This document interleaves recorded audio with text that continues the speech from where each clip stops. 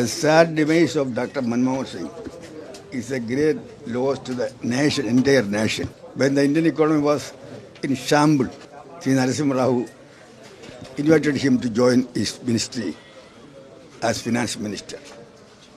Many people wondered how this man will salvage the mess created by the previous government. But within few months, he has changed the whole economy again started flourishing. He totally stopped the license and quota Raj that was prevailing many years in India. And as the global economy faltered and then went into crisis, India's role and Manmohan Singh's experience as an economist and international civil servant was crucial.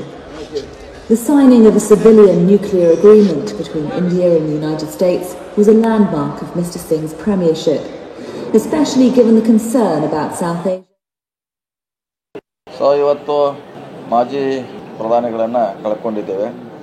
Doctor Manmohan ಸಿಂಗ್ರನ್ನು ಅವರೊಬ್ಬರು ಆರ್ಥಿಕ ತಜ್ಞರಾಗಿ ಮುಂಚೆ ಕೆಲಸ ಮಾಡಿದರು. ಅವ್ರನ್ನ ನರಸಿಂಹರಾವ್ ಅವರು ಗುರುತಿಸಿ finance minister ಮಾಡೋ ಮೂಲಕ ನಮ್ಮ ದೇಶದ ಆರ್ಥಿಕ ಪರಿಸ್ಥಿತಿಯನ್ನು ಸುಧಾರಣೆ ಮಾಡಲಿಕ್ಕೆ ಪ್ರಯತ್ನ ಮಾಡಿದ್ರು. ಅದು ಯಶಸ್ವಿ ಕೂಡ ಆದ್ವಿ. ಅದಾದ ನಂತರ ಅವ್ರಿಗೆ ಪ್ರಧಾನಮಂತ್ರಿ ಭಾಗ್ಯ ಬಂತು. ಆ ಸಂದರ್ಭ ಕೂಡ ಭಾಳಷ್ಟು ಏನು ನಮ್ಮ ಆರ್ಥಿಕತೆ ಕೆಳಗೆ ಇಳಿತಾ ಕುಸಿತಾ ಇತ್ತು.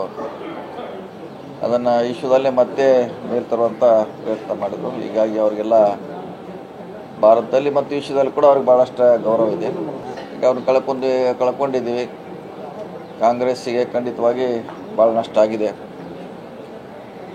ಸೊ ಅವ್ರು ನಮ್ಮನ್ನು ಬಿಟ್ಟಾಗಿದ್ರು ಕೂಡ ಅವರ ವಿಚಾರ ಆದರ್ಶ ಅವ್ರು ಮಾಡಿರುವಂಥ ಕೆಲಸ ಮುಂದೆ ಕೂಡ ಹಾಗೆ ನಮ್ಮ ಮುಂದೆ ಇದ್ದೇ ಇರ್ತದೆ.